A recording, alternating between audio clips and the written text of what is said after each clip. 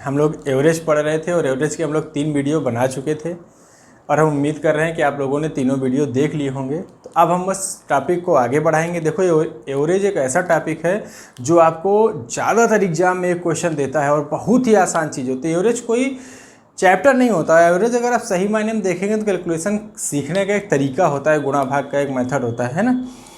तो एवरेज हमारे लिए बहुत ज़रूरी है। गुणा भाग भी हम आसानी से सीखते हैं और इसके बाद एक क्वेश्चन हमें बहुत आसानी से मिल जाता है एग्जाम में। ज़्यादातर एग्जाम में आपको औसत का क्वेश्चन दिखाई देता है, खासकर रेलवे और एसएससी तो ज़रूर पूछते हैं, है ना।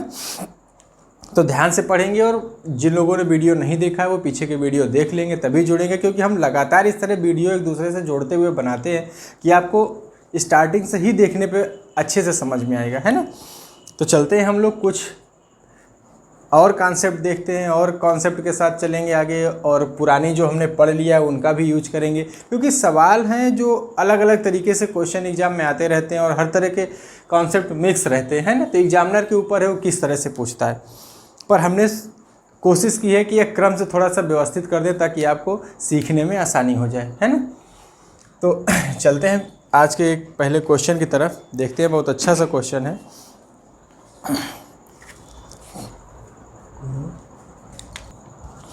तो आज का पहला क्वेश्चन है हमारा कि 15 लड़कों की औसत आयु 12 वर्ष है, 3 अन्य लड़कों की औसत आयु 16 वर्ष है, तो सभी लड़कों की औसत आयु कितनी होगी, है ना। ये है पिछले वाले कॉन्सेप्ट पे ही, क्योंकि हमने पीछे आपको पढ़ाया था कि जब भी आपको टोटल चाहिए होगा तो औसत और संख्याओं का क्या करना होगा, गुणा करना होगा। अब इसने क्या किया कि 2 अलग अलग ग्रुप है। एक ग्रुप है जिसमें 5 लड़के हैं, औसत आयु 12 वर्ष है। एक दूसरा ग्रुप है जहाँ 3 लड़के हैं, औसत आयु 16 वर्ष है। कह रहा है यदि दोनों ग्रुपों को मिला दिया जाए तो टोटल औसत कितना मिलेगा हमें। तो हम देखते हैं कि पहले ग्रुप का टोटल कितना है। औसत है 12 पहले ग्रुप का और बच्चे कितने थे 5, तो 12 × 25 60 वर्ष यहाँ से मिलेगा। और दूसरे ग्रुप का टोटल देखेंगे तो वहाँ पे औसत है 16 और कितने बच्चे हैं उसमें 3, तो 16 × 3 = 48। अगर इन दोनों ग्रुपों को एक साथ सम्मिलित कर दिया जाए तो औसत पूछा है। अगर हम दोनों ग्रुपों को सम्मिलित कर देंगे तो पहले ग्रुप का टोटल 60 था और दूसरे का कितना है 48, तो कुल योग बटे कुल संख्या है। और यहाँ पर बच्चे 5 थे और यहाँ पर 3, तो टोटल कितने हो गए 5 और 3 8। यही तो होता है औसत, कुल योग बटा कुल संख्या है। अब इसको जोड़ देंगे तो आ जाएगा 6 × 4 = 10, 108 8 भाग दे देंगे तो मिल जाएगा हमें, तो दशमलव में आ जाएगा। काट देते हैं तो 4 से काट देते हैं, 4 × 2 = 8, 2 बचा, 4 × 7 = 28, 4 × 2 = 8, 1 3 13.5। ठीक, कर लेंगे। कुछ सवाल तो कर लेंगे इस तरह से। 2 ग्रुप थे, एक में 5 लड़के थे, 12 वर्ष आयु थी, तो 12 × 5 60 वर्ष टोटल आ गया। दूसरा ग्रुप था 3 लड़के थे, 16 वर्ष औसत आयु थी, तो 16 × 3 = 48 इसका टोटल आ गया। अब दोनों ग्रुप को मिक्स कर देंगे तो 60 वर्ष इसकी आयु, 48 वर्ष इसके, और टोटल जुड़ के 160 हो जाएगी। और कुल बच्चे कितने हो गए 5 यहाँ थे और 3 यहाँ थे, तो टोटल कितने हो गए 8। तो औसत यही होता है, कुल योग बटा कुल संख्या है ना। तो कुल योग आया 108/8, 37 काट देंगे 4 से, तो हमें मिल जाएगा 13.5। इसका मतलब उस ग्रुप का संयुक्त औसत हमें कितना मिल गया 13.5। चलते हैं क्वेश्चन और देखते हैं इसी तरीके का। तो अगला क्वेश्चन है कि 20 लड़कों की औसत आयु 15 वर्ष है और 25 अन्य लड़कों की औसत आयु 24 वर्ष है, तो सभी लड़कों की औसत आयु कितनी होगी। तो बस जल्दी से करते हैं, कुछ करना नहीं हमें, कि पहले का टोटल निकालेंगे तो औसत कितना है पहले ग्रुप का निकालेंगे इसी से, है ना, इसी पे चलेंगे हमेशा। तो पहले ग्रुप का टोटल चाहिए हमें, तो 15 वर्ष औसत आयु और बच्चे हैं 20, तो 15 दूनी 30, टोटल कितना आ गया 300। दूसरे ग्रुप में 25 बच्चे, औसत आयु 24 है, तो 24 × 25 कितना आ जाएगा 600। अब अगर दोनों ग्रुप को सम्मिलित कर दिया जाए तो औसत पूछ रहा है, तो पहले ग्रुप का टोटल 300 था, दूसरे का 600, और कुल बच्चे कितने थे 20 इसमें थे और 25 इसमें, टोटल कितने हो गए 45। ये जोड़ देंगे तो 6 × 3 = 900 बटा 45, 45 × 2 = 90। इसका मतलब पूरे ग्रुप का औसत कितना आ गया, 20 वर्ष। तो हमारा कौन सा ऑप्शन सही था, सेकंड वाला। कर लेंगे, कुछ है नहीं उसमें, बस दो अलग अलग ग्रुपों को एक साथ मिला के संयुक्त औसत आपसे पूछता है। अब देखो इसी बेस पे, इसी पे आधारित एसएससी ने 2 क्वेश्चन पूछे हैं बड़े अच्छे से, है ना। देखते हैं उन दोनों क्वेश्चंस को। बहुत अच्छे से क्वेश्चन है।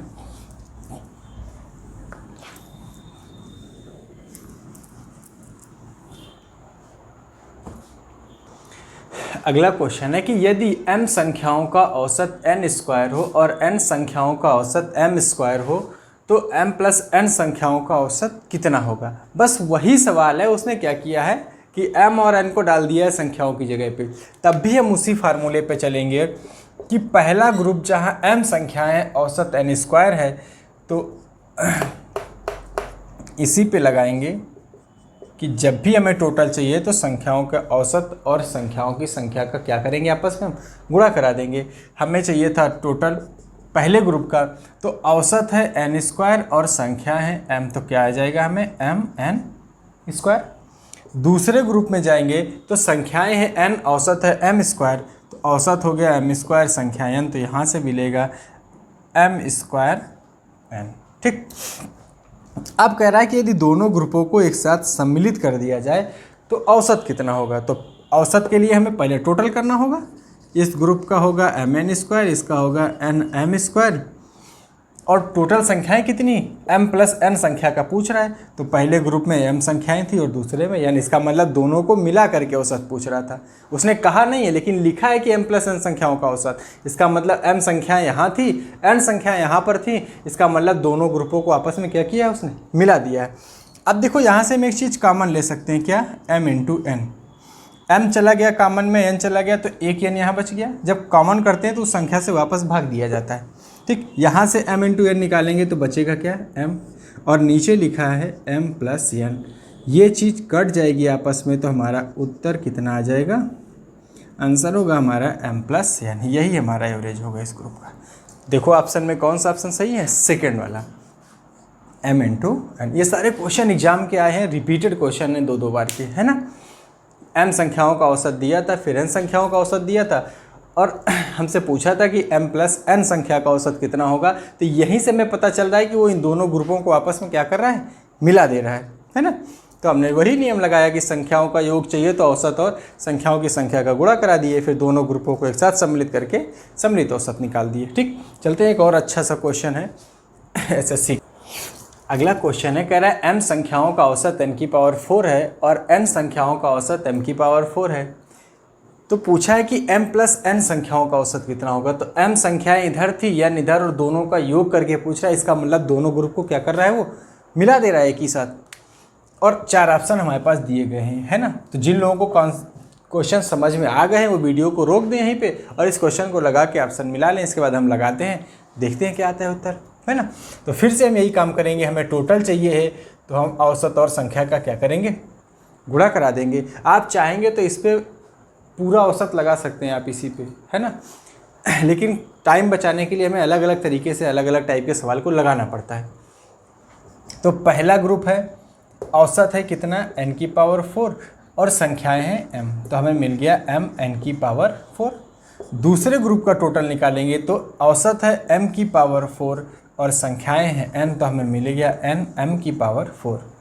यदि दोनों ग्रुप को सम्मिलित कर दिया जाए तो कह रहा है औसत कितना होगा। तो यहाँ से आया m n की पावर 4, ये आएगा n m की पावर 4 और नीचे m प्लस n संख्या है, इसी का तो पूछ रहा था हमसे। अब देखो यदि हम यहाँ से m इंटू n कॉमन ले लें, m इंटू n, तो एक m चला गया, एक n गया, तो n की पावर कितनी बच गई यहाँ पे, 3। वही काम यहाँ हुआ, एक n चला गया, एक m चला गया, तो मिला m की पावर 3। ठीक, और नीचे बचा m प्लस n। अब देखो उसने किया क्या, ये संख्याएं तो कट नहीं रही, लेकिन यहाँ पर एक फार्मूला बन रहा है a cube plus B cube का, है ना। और a cube plus B cube का फार्मूला आप लोगों को पता होगा, a cube plus B cube क्या होता है, एक ब्रैकेट में a प्लस बी और दूसरे में आता है a square plus B square minus ab, यही होता है। ठीक इसी फार्मूले को उसने अप्लाई कर दिया और एक नया ऑप्शन बना के आपके सामने पेश कर दिया, m इंटू n, ये हो गया a cube plus B cube, तो एक ब्रैकेट में आएगा m into M plus N, दूसरे में m square plus n square minus m n, ठीक। और नीचे लिखा है हमारा m प्लस n। ये दोनों कट जाएंगे आपस में तो हमें आंसर मिल जाएगा m square plus n square minus m into n। हो गया, यही हमारा एवरेज है इस क्वेश्चन का, ठीक। तो हमारा ऑप्शन कौन सा सही होगा, m into N, M square plus N square minus m into N, है ना। कर लेंगे, कुछ करना नहीं है, बस दो अलग अलग ग्रुप का औसत दिया हुआ है तो दोनों का टोटल निकालेंगे। फिर उसने m प्लस n संख्याओं का औसत पूछा, इसका मतलब दोनों को मिला दिया गया है तो हमने दोनों का टोटल कर दिया। यहाँ पर एक उसने किया है कि डायरेक्ट ऑप्शन है, आपको ये आंसर मिला था आपको, लेकिन ये मैच नहीं कर रहा था, तो हमें पता चला कि यहाँ पे हम बदल सकते हैं। ए क्यूब प्लस बी क्यूब का फार्मूला लगा के हमने खोल दिया तो m प्लस n कट गया, मिल गया हमें mn into M square plus N square minus m into N. कर लेंगे, तो हमारा कौन सा ऑप्शन सही था, डी वाला। अब हम उम्मीद करते हैं कि आप इस तरह के क्वेश्चन कर लेंगे, और ये सारे आए हुए क्वेश्चन हैं, आप अगर ध्यान से देखेंगे तो आपको आंसर भी याद रहेगा, है ना। यही आपकी चीज़ें टाइम बचा देती हैं, जो रिपीटेड क्वेश्चन होते हैं उन पे टाइम बचना चाहिए आपका एग्जाम में, है ना। तो चलते हैं अगले कॉन्सेप्ट की तरफ, कुछ और सीखते हैं। अब देखो क्वेश्चन है, कह रहा है किसी कक्षा के 48 छात्रों के औसत अंक 45 है ना। कक्षा के लड़कों का औसत अंक 40 और लड़कियों का औसत अंक 50 है, तो कक्षा के लड़कों और लड़कियों की संख्या का अनुपात बताना है। मतलब वो ये बताना चाह रहा है कि अगर ये क्लास है, इसके अंदर कुछ लड़के हैं कुछ लड़कियां हैं, तो इस पूरी क्लास का जो एवरेज है वो 45 है, 45, है ना। लेकिन अगर लड़कों का औसत देखा जाए तो 40 है और लड़कियों का अलग से औसत देखा जाए तो 50 है।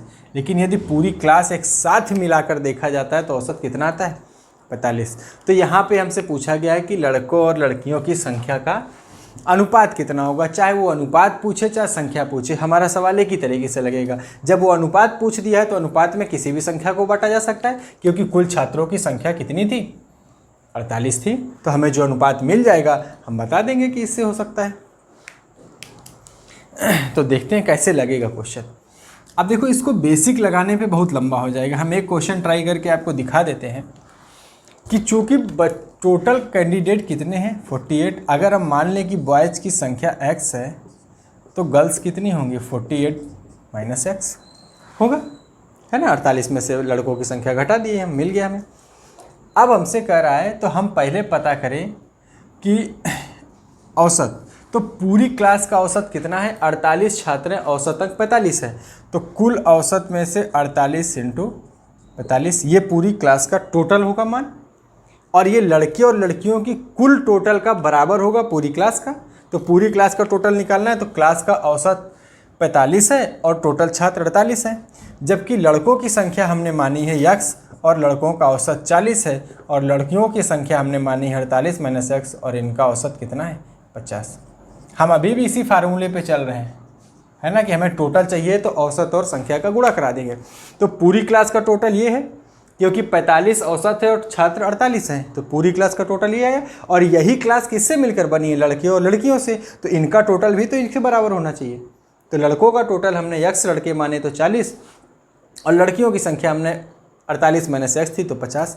अब इसी क्वेश्चन को सॉल्व करेंगे, 4-5 लाइन के बाद हमें आंसर मिल जाएगा, है ना। लेकिन क्वेश्चन लंबा हो जाएगा, है ना। आप इसको करके देख लीजिएगा। हमने केवल एक बेस आपको बता दिया कि क्वेश्चन इस तरह से लग सकता है। अगर आप चाहते हैं पूरा लगाना तो इसको सॉल्व करेंगे, 75 करके x का मान निकालेंगे, आपको उत्तर मिल जाएगा। लेकिन करना नहीं है ऐसे, एग्जाम में आपको टाइम बचाना होता है। अब देखो कि इस सवाल को करते कहते हैं, इसको आप करके देख लीजिएगा, आंसर उससे भी मिला लेंगे जैसे जो हम लगाएंगे। अब हम देखो करते क्या है, हमें लड़के और लड़कियों की संख्या का रेशियो चाहिए। तो ये देखो कि लड़कों की संख्या का औसत है कितना, लड़कों का संख्या जो है उसका औसत 40 है और लड़कियों का औसत कितना है, 50। लेकिन जब इन दोनों ग्रुपों को आपस में मिला दिया जाता है तो टोटल पूरे ग्रुप का औसत कितना आता है, 45 आता है। अब इनमें से घटाओ, देखो 45 से एक बड़ा होगा एक छोटा होगा, है ना। तो जो छोटा है उसको 45 में घटा देंगे, तो 40 को 45 में घटा देंगे, कितना आ जाएगा, 5। और 50 में से 45 को घटाएंगे तब भी कितना आएगा, 5, है ना। इस मान में से एक वैल्यू यहाँ पे छोटी होगी, एक बड़ी होगी, ठीक। तो 5 दोनों तरफ आए तो 5 5 कट जाएंगे तो आ जाएगा 1:1। इसका मतलब लड़कों का अनुपातिक मान 1 है और लड़कियों का भी अनुपातिक मान कितना है, 1 है। तो हमारा आंसर कौन सा आया, सी वाला। अब देखो, अगर हमसे ये पूछा जाता कि लड़के और लड़कियों की संख्या कितनी थी, तो हमें पता है कि लड़के और लड़कियों का अनुपातिक मान 1:1 है और रेशियो आप लोग पढ़ चुके हैं, है ना। तो जब दोनों को जोड़ देंगे तो 2 यूनिट का मान हमें कितना पता है, 48 छात्र थे तो 1 यूनिट का मान कितना आ जाएगा, 24। इसका मतलब उस कॉलेज में 24 लड़के थे और 24 ही क्या थी, लड़कियां थी, है ना। तो संख्या भी पूछी जा सकती है आपसे, रेशियो भी पूछा जा सकता है। हमें करना कुछ नहीं था, लड़कों का औसत इतना था, लड़कियों का औसत इतना था। जब भी कोई ग्रुप जिन जिन लोगों से मिलकर बना है उन सबका अलग अलग औसत बता रहा है आपको, उस पूरे ग्रुप का भी औसत बता रहा है, लगा दिए एलिगेशन, है ना। इस ग्रुप का औसत 40 था लड़कों का, लड़कियों का 50 था, पूरे ग्रुप का 45 था। घटाएंगे ऐसे ही, लेकिन जो जिसके नीचे लिखा है वो उसी का रेशियो माने, कन्फ्यूजन नहीं होने देना। 50 में से 45 घटाएंगे तो 5 इधर आया, 45 में से 40 घटाएंगे तो 5 इधर आया, है ना। अब अगले क्वेश्चन में हम अलग अलग कर देंगे, इसमें इत्तेफाक से एक जैसा आ गया, चूँकि एग्जाम का SSC CGL का क्वेश्चन है इसलिए हमने बदला नहीं उसको। अगले क्वेश्चन में हम ऐसे ऑप्शन दे देंगे जो अलग अलग रहेगा आपका, है ना। यहाँ पे एक जैसा है 5 5 तो पता नहीं चल रहा, लेकिन हम बता रहे हैं इन दोनों को घटाएंगे तो इधर लिखेंगे, इन दोनों को घटाएंगे तो इधर लिखेंगे, लेकिन जो जिसके नीचे लिखा है वो उसी का रेशियो मान है। तो बॉयज़ रेशियो गर्ल्स हमें कितना मिल गया, 1:1, ठीक। मतलब दोनों की संख्या आपस में क्या है, बराबर है। तो 48 छात्रों में से 24 लड़के होंगे और 24 क्या होंगे, लड़कियाँ होंगी। कर लेंगे, देखते हैं क्वेश्चन और इसी कॉन्सेप्ट पे। क्वेश्चन है, कह रहा है एक परीक्षा में 120 छात्रों के अंकों का औसत 35 है। यदि उत्तीर्ण होने वाले छात्रों के अंकों का औसत 39 और अनुत्तीर्ण होने वाले छात्रों के अंकों का औसत 15 हो तो परीक्षा में उत्तीर्ण होने वाले छात्रों की संख्या कितनी है ना। मतलब जब पूरे 120 छात्रों का ग्रुप है तो औसत 35 है, लेकिन अगर ग्रुप को अलग अलग बांट के देखें तो जो स्टूडेंट पास हुए हैं, उत्तीर्ण हुए हैं, उनका औसत 39 है, जो फेल हो गए हैं उनका औसत 15 है। तो कह रहा है कि उत्तीर्ण होने वाले छात्रों की संख्या क्या कीजिए। तो हम इधर आएंगे, जो पास हुए हैं और जो फेल हुए हैं इन्हीं का नंबर पूछ रहा है। तो पास होने वालों का औसत कितना है, 39, और फेल होने वालों का औसत कितना है, 15, ठीक। जबकि पूरे ग्रुप का औसत कितना था, 35। अब अलग अलग संख्या मिलेगी तो आपको समझने में आसानी रहेगी। 39 बड़ा है तो 39 में से 35 घटाएंगे कितना आ जाएगा, 4। 15 छोटा है तो 35 में से 15 घटाएंगे कितना आ जाएगा, 20। आ गया।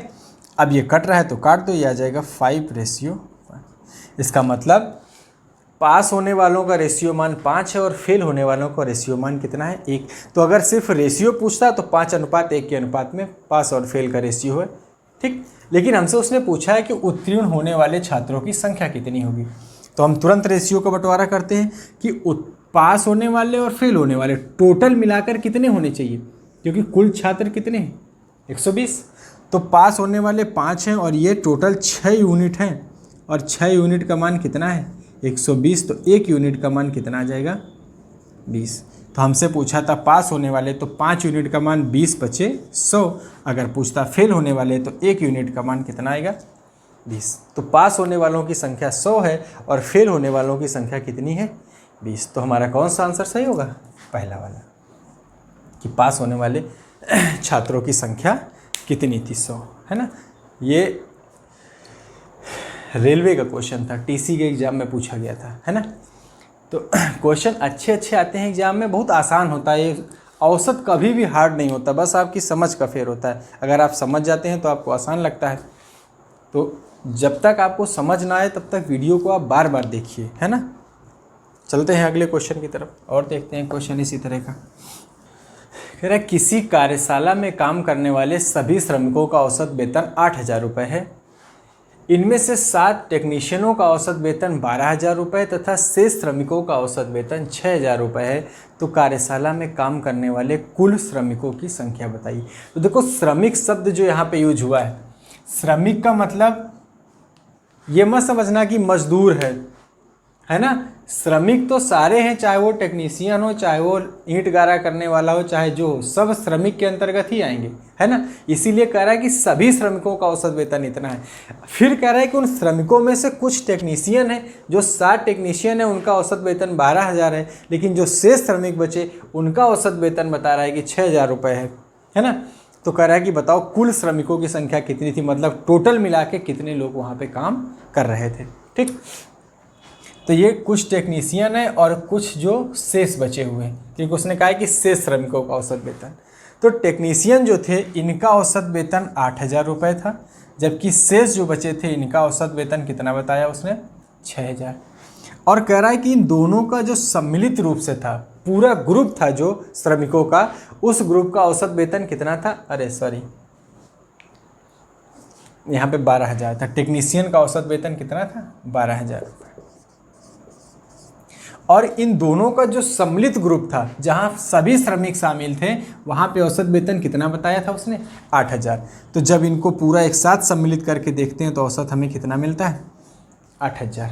फिर से वही काम करते हैं, 12 में से 8 घटाएंगे तो 4,000, और 8,000 में से 6,000 घटाएंगे तो 2,000। देखो 0 0 कट जाएगा तो आ जाएगा 1:2।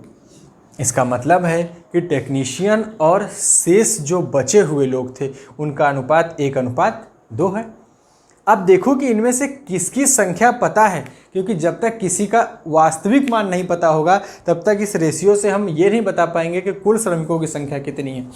तो देखो किसी एक का मान पता था हमें, किसका, 7 टेक्नीशियन थे और टेक्नीशियन का रेशियो मान कितना है, 1, शेष का रेशियो मान 2, और टोटल कितने हैं, 2 1 3। हमसे पूछा था कुल श्रमिकों की संख्या।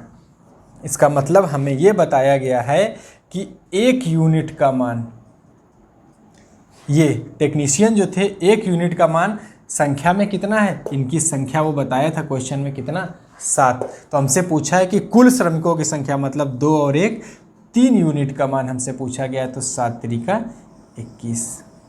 इसका मतलब कुल कितने लोग वहाँ पे, कितने श्रमिक कार्य कर रहे थे, 21। तो कौन सा ऑप्शन हमारा सही हो जाएगा, सेकंड वाला। यदि हमसे पूछता वो कि बताओ शेष टेक्नीशियन के अलावा जो शेष श्रमिक थे उनकी संख्या कितनी थी, मतलब कितने का मान पूछता हमसे, 2 यूनिट का। तो 1 यूनिट का मान 7, तो 2 यूनिट का मान 7 दूना 14 कर लेंगे।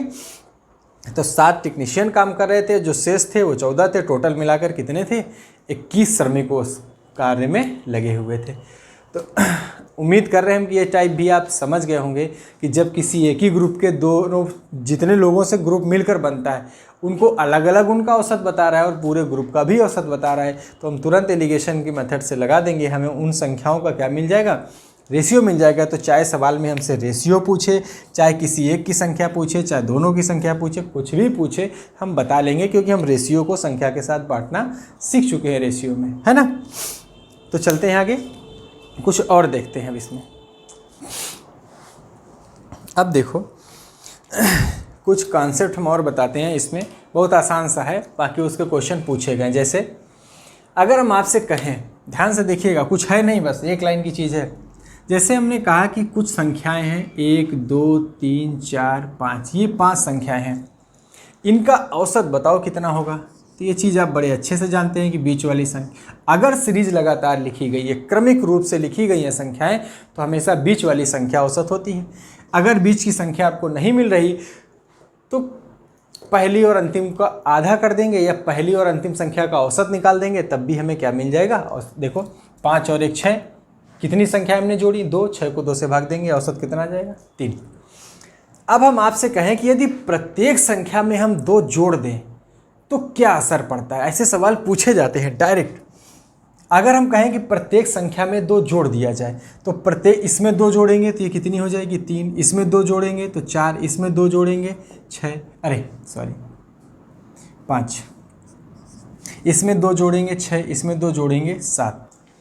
अब हम आपसे पूछें कि इस सीरीज का औसत बताओ, तो ये सीरीज भी तो लगातार ही चल रही है, गैप चाहे जितने का हो लेकिन वो बराबर है, यहाँ भी 2 का, यहाँ भी 3 1 4, 4 1 5, 5 1 6, 6 1 7, 1 1 के अंतर पे सीरीज चल रही लगातार। तो इसका भी औसत कौन सी संख्या मिलेगी, बीच वाली, मतलब औसत कितना आया, 5।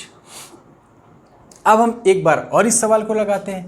अब हम आपसे कहें कि इस प्रत्येक संख्या में 5 जोड़ देते हैं तो हमारी सीरीज क्या बनेगी, इधर लिख लेते हैं। अगर हम प्रत्येक संख्या में 5 जोड़ें, इधर दिख रहा है ना यहाँ तक, चलो अगर हम 5 जोड़ें तो पहली संख्या बनेगी 6, दूसरी संख्या बनेगी 7, तीसरी संख्या बनेगी 5 जोड़ रहे हैं ना, 5 और 3 8, अगली बनेगी 5 4 9 और फिर बनेगी 5 और 5 10। अब हम आपसे कहें कि इसका औसत कितना होगा तो कितना मिलेगा, फिर हमें बीच वाली संख्या मिलेगी औसत, क्योंकि सीरीज क्रमिक रूप से चल रही है तो औसत कितना आया 8। तो देखो जो सीरीज हमने पहले ली थी, अगर हमने उसके प्रत्येक पद के साथ 2 जोड़ा तो औसत में भी अपने आप कितना जुड़ गया 2, है ना। जब हमने इसी सीरीज के प्रत्येक पद में कितना जोड़ा 5, तो हम देख रहे हैं कि औसत में भी अपने आप कितना जुड़ गया 5। इसका मतलब हुआ कि यदि किसी भी क्वेश्चन में जितनी भी संख्याएं दी गई हैं, यदि आपसे ये कह दिया जाए कि यदि इस क्वेश्चन में दी गई सारी संख्याओं में से प्रत्येक संख्या के साथ एक ही जैसी संख्या जोड़ दी जाए, अलग अलग नहीं, हमने एक ही जैसी संख्या जोड़ी, इन सारी संख्याओं के साथ हमने कितना जोड़ा था 2 जोड़ के लिखा था, इन सब के साथ हमने कितना जोड़ा था 5। तो यदि किसी भी औसत के सवाल में आपसे ये कहा जाए कि प्रत्येक संख्या के साथ एक जैसी संख्या जोड़ दी जाए, है ना, तो उसके औसत पे क्या प्रभाव पड़ेगा, तो हम कभी भी सॉल्व नहीं करेंगे। हमें एक चीज़ पता चल गई कि उन संख्याओं का औसत जितना भी था, आप जितना जोड़ देंगे औसत भी अपने आप उतना ही बढ़ जाएगा। जब हमने संख्या में 2 जोड़ा तो देखो औसत में 2 जुड़ गया अपने आप। जब हमने संख्याओं में 5 जोड़ा तो औसत में भी अपने आप कितना जुड़ गया 5। एक छोटा सा क्वेश्चन और लेके देखते हैं, इसी में बताते हैं। जैसे एक क्वेश्चन हम और लिख दें, हमने कहा कि कुछ संख्याएं दी गई हैं 5 6 7 8 9। अब हम आपसे कहें कि बताओ इसका औसत कितना होगा, तो ठीक बीच वाली संख्या औसत कितना मिल जाएगा 7। अब अगर हम आपसे कहें कि यदि प्रत्येक संख्या में 3 जोड़ दिया जाए तो औसत कितना होगा, तो हमने अभी अभी यही बताया आपको कि यदि प्रत्येक संख्या में आप जितना जोड़ेंगे तो औसत में भी उतना ही जुड़ जाएगा। और अब औसत कितना हो जाएगा 7 और 3 10। अगर आपको नहीं समझ में आ रहा तो आप जोड़ के देख सकते हैं।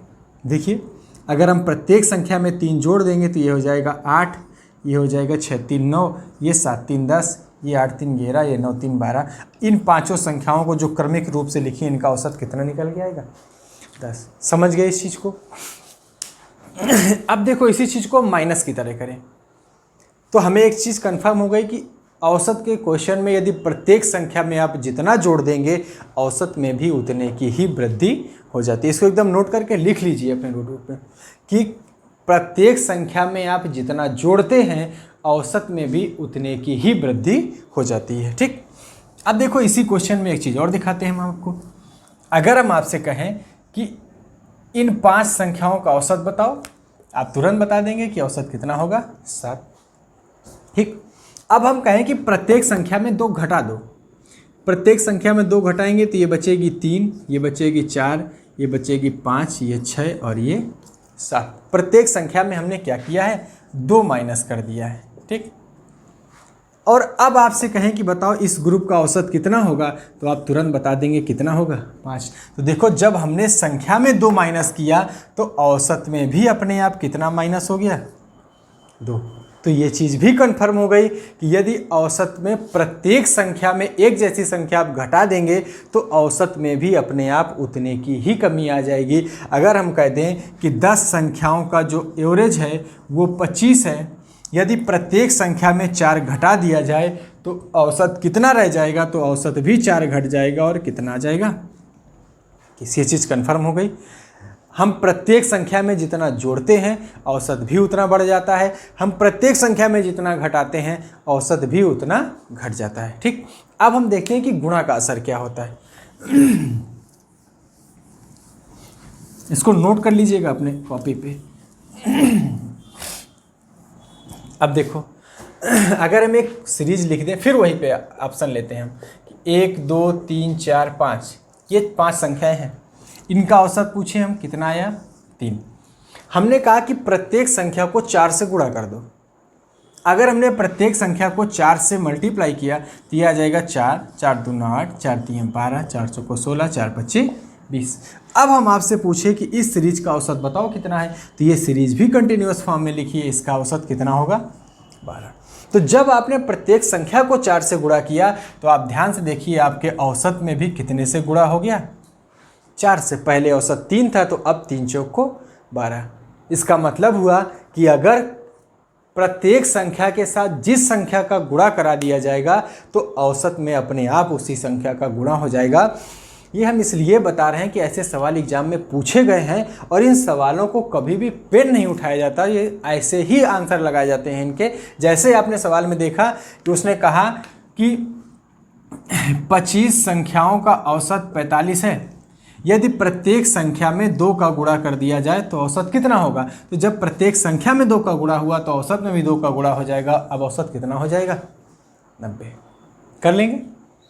तो प्रत्येक संख्या में हम जिस अंक का गुणा करा देंगे औसत में भी हम उसी का गुणा कर देंगे और हमको नया औसत मिल जाएगा। सवाल लगाने की ज़रूरत आपको नहीं पड़ती है।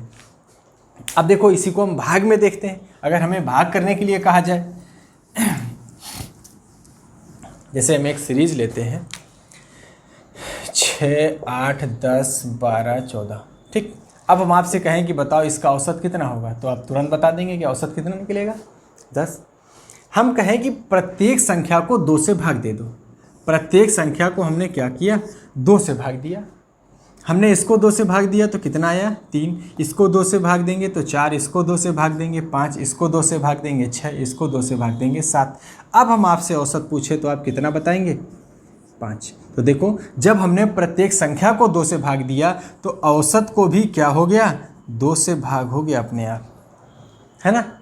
तो हम 4 चीज़ें हमने देखी कि यदि प्रत्येक संख्या में कुछ जोड़ दिया जाए तो औसत में भी उतना जुड़ जाता है, अगर प्रत्येक संख्या में कुछ घटा दिया जाए तो औसत में भी उतना घट जाता है, यदि प्रत्येक संख्या में किसी का गुणा कर दिया जाए तो औसत में भी अपने आप उतने का गुणा हो जाता है, और प्रत्येक संख्या में यदि किसी संख्या का भाग दे दिया जाए तो औसत में भी उसी संख्या से औसत में भाग हो जाता है। इतनी चीज़ आप समझ गए कि नहीं।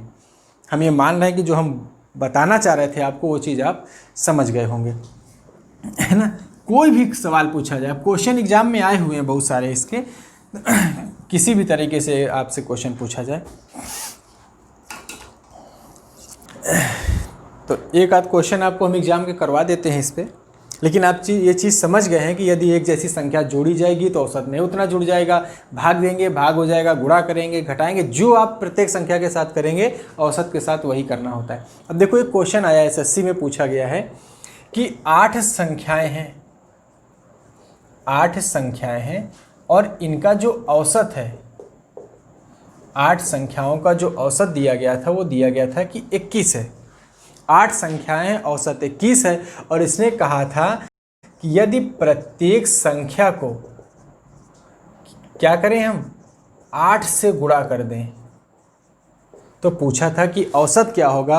और ऑप्शन देखो क्या दिया था, ऑप्शन था 8, दूसरा ऑप्शन था 29, तीसरा ऑप्शन था 21 और चौथा ऑप्शन था आपके पास 168।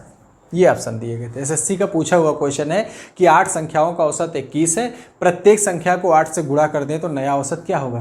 तो अभी हमने बताया कि यदि आप प्रत्येक संख्या को किसी संख्या से गुणा करते हैं तो औसत में भी अपने आप उसी से गुणा हो जाता है। तो पहले औसत 21 था, हमने प्रत्येक संख्या को 8 से गुणा किया तो औसत में भी 8 से गुणा हो जाएगा और नया औसत हमें कितना मिल जाएगा 168।